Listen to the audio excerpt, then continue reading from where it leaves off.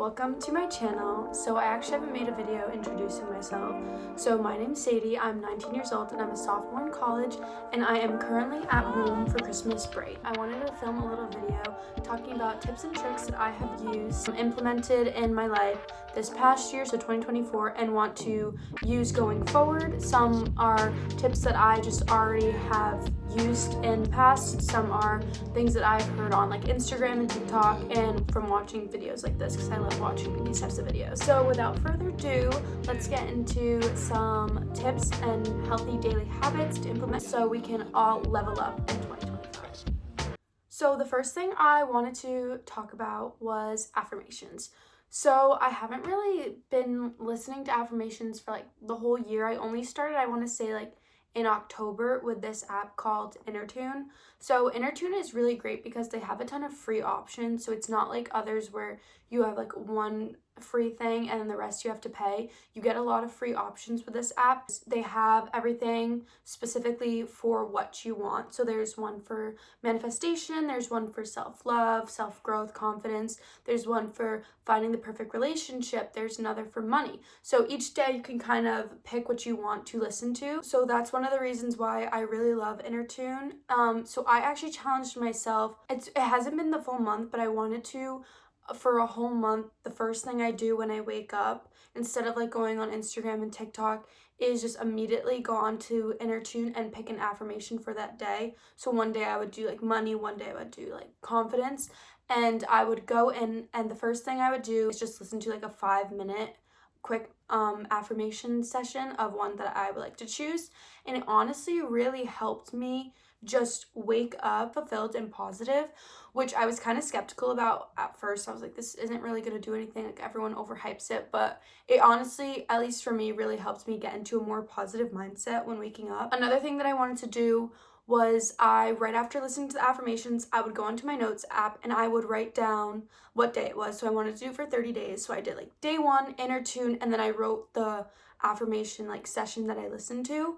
And I would kind of over exaggerate how I felt. The self-growth one, I would say, oh my God, like I'm growing in so many ways and this, and kind of like say the goals that I wanted, like I'm going to accomplish this, and just over exaggerate everything to kind of like make it seem as if I already had it and it was like all perfect, when in reality I could have been already having not a great morning, or the day before wasn't great, but I just said my intentions as if they were already happening and positive. And that honestly really did make a difference in how I woke up and felt in the morning, and it was way better than like scrolling on Instagram or TikTok. So I definitely recommend affirmations or InnerTune as a daily habit to implement in your life. All right, so the next one I have is limiting screen time. This one has been definitely more of a challenge for me, especially going to the winter months when I'm not outside as much and I kind of can tend to, just scroll on my phone or sit on the couch or in my bed and just kind of postpone getting things done during the day. What I originally did was I set a timer for myself on how much time I wanted to spend on Instagram, on TikTok. I think I did like 30 minutes, and then that didn't work, obviously. So that obviously most of the times I would go over, especially if I didn't have a lot to do during the day. I was kind of just sitting at home. So I started by setting a more like realistic one. So I did like, I think an hour and a half. And there were times where I did like set the reminder to go over, like remind me for 15 more minutes or 1 more minute. But I tried not to press the like forget for the whole day, because the reminder did honestly help me. Like when it popped up, I'd be like, oh, what am I doing? Kind of like take myself out of that zone and put down my phone and go do something else. And then I slowly made it less and less based on if I was reaching my goal of an hour and a half max and not going over the time limit. And this honestly does help. I'm not saying that I stopped going on social media completely. I would be lying if I said that. It really did help me, because in the moment when I got the notification, it kind of woke me up and then made me realize in all the other things that I could be doing and made me kind of forget to go back on it. So I would definitely recommend setting a timer, but starting off with something realistic, especially if you've never had a timer on before or you always skip past the reminder. I would definitely start with something realistic and then slowly go down as time goes on. Another trick I have used is just to have like Instagram not on the main homepage but on like the side page, because the first thing, like, you pick up your phone, you just automatically press on it. I know for me, sometimes it's just like a habit to press on it, where if I have to scroll, maybe I'll like respond to a text first or go to do something else and then put my phone down and not even get to the app. So those are just 2 little tricks to help you get off your screen time and just know how much time you want to spend, because we have to be on our phones. Set a realistic time limit of how much time you want to spend, and then I would say as the year goes on, try to like decrease the amount of time, but like baby steps with that, obviously. Okay, so this one is one that I did a few years back, but I only did once, and I honestly really liked it. Having a word for the year, or it can be like a sentence, a quote, maybe a couple words, something like very, very specific of like, okay, I want to accomplish all this stuff, but out of all these things, I want this to be my word. So like, I don't even remember what the word I had was, but say you really want to be successful in your career this year, like you really want to focus on your job. I would say career success, or just success could be like a bigger word. I know I'm supposed to be more specific with it, so more specific the better, but if you're just doing like a word, it's kind of hard to say. Like love, like that's a specific word. Like relationships, whether it be like family, romantic relationship, friendship, whatever, pick a word that you want to focus on along with all the other goals that you have set. And it's just kind of fun to see, like, come the next year, this time, did you like accomplish that word? Did you get like the word that you wanted? And does that word represent the year that you had? But I just think a word of the year is really fun. It's also good to like look back and reflect on spots where this word like did come into my life, or I was doing what the word I was wanted. I don't know if this is making any sense. But basically, a word of the year is something that I think's a really great idea, along with like the goal setting. So you could just write it if you're writing on like paper, like word of the year or sentence or quote, just something to kind of guide what you want the next months of your life to look like. And on another note, remove negativity from your life. Not only decluttering your space, like kind of like your mind. If there's things that aren't serving you and aren't making you happy, you have to prioritize that. That's a big lesson that I've learned, is like you're not going to make everyone happy, and you're not supposed to get rid of things.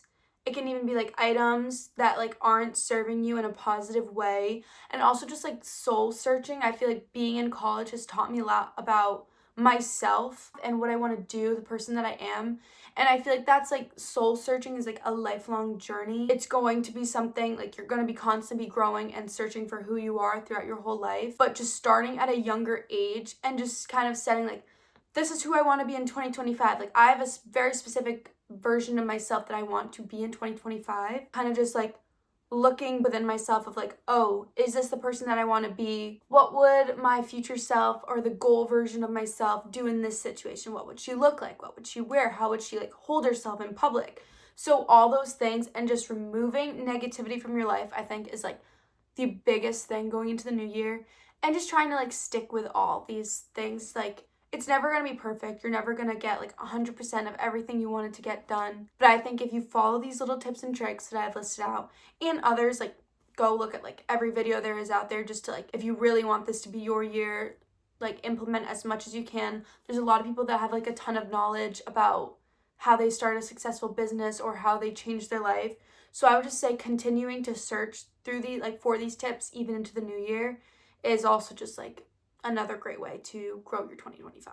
Okay, so the next thing I would say is getting your space clean, reorganized, and decluttered for the new year. So I already started doing this. Like I needed to wash my sheets, so I washed my sheets. I went through, it was obviously after Christmas, I put my new stuff in my drawer. I went through like old stuff that I haven't worn in like literally years, and it's been sitting at the bottom of my drawer, and I've been meaning to do it, but I was like, okay, just to like declutter, and I made piles of what I specifically wanted to sell and what I'm donating. So I would say going through your drawers, kind of like setting a time for yourself, listening to music, throwing everything, like I threw everything on my bed, and then I sorted through what I could sell, what I want to donate, some things that I did want to keep, or like reminded myself that I had so that I could wear.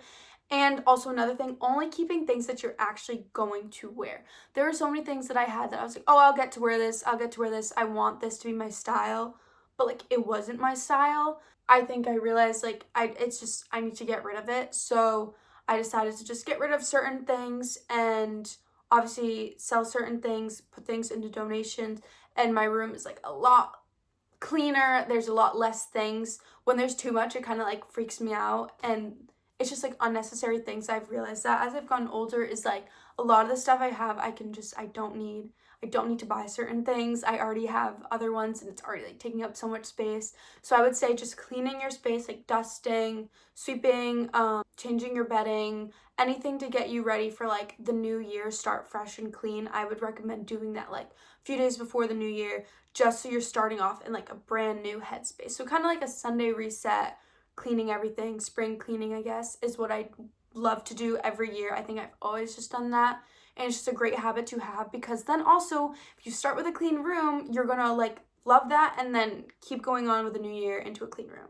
So I definitely recommend decluttering, cleaning, getting ready for a fresh start. Okay, so another hack that I saw, I think from TikTok, was the ChatGPT hack. So this one was honestly like so great. I literally went onto ChatGPT and you type in exactly like what you want your future to be like, or the future like person you want to show up as. So you go in, for example, say I was studying to be like a doctor, and I'm like, what does a life of a 19-year-old girl studying in college to be a doctor look like? And it takes you like through the steps of what that day looks like and what that person does to implement like their future career goals. And there's also another tab where it's like, give me affirmations for this person and like what their day looks like. And it literally takes you step by step. Like, I think I put one, like, I did my age, someone in college when they want to live in an apartment in like New York City, or in the future be in a big city. And it literally gave me like 8 a.m. she wakes up and does this, then this time she does this, and it was like clear to me then. I know a lot of people say it like becomes clear, like, oh, this is what I have to do, or this life is like exactly what I want to have. And the affirmations that you can like practice and just tips on how to reach that goal is great, and it's so customizable. You can literally put like, I am this in this school and this, and I want to be by 22 doing this, this, and this. How do I get there? And it literally takes you through the exact steps that you need to do, exactly how to get there. So it's literally such a great like manifestation, like goal setting technique that you can use. And I can't believe I didn't know about it sooner. It had like so much information and it's so customizable.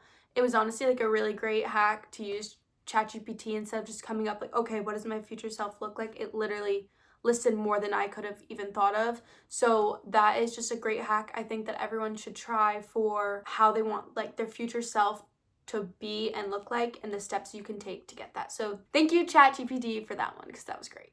Okay, so the next tip I have is having a weekly schedule. So I think I started this for the fall semester this year. I hadn't usually, like, I would just have an agenda book, and I really like writing things down, like checking it off, and it helped me just like remember things that I know I would have forgotten if I didn't have them written down.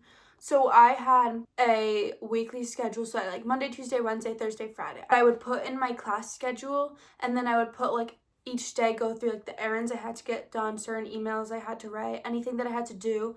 And it had like the time slot, so I would do like 8 a.m. wake up, this, I want to do this. And it honestly has, I can't say that like every day I followed it perfectly, but it honestly, more than the past semesters, helped me stay on track of what I wanted to do each day, more than just an agenda book, because I had a scheduled time for each thing that I wanted to do.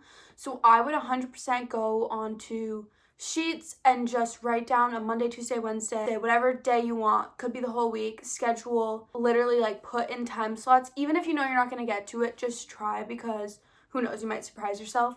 And specific times, things you want to get done. And it honestly helps me prioritize my time. Like, I think out of all the semesters I've had so far, this semester I was the most organized and the most like on time with things, because I saw it there. And then once I saw it, I wanted to get it done and check it off. So obviously this doesn't work for everyone if you're not like a person that likes to use schedules or anything like that. But me, I love to just have like everything on track, on a certain timeline. And it really helped me stick to that, because it was right there in front of me and I was like, okay, I need to do it. It's right here. I already wrote it down, and it'll make me like have the time for all the other fun stuff that I would like have later in the day planned.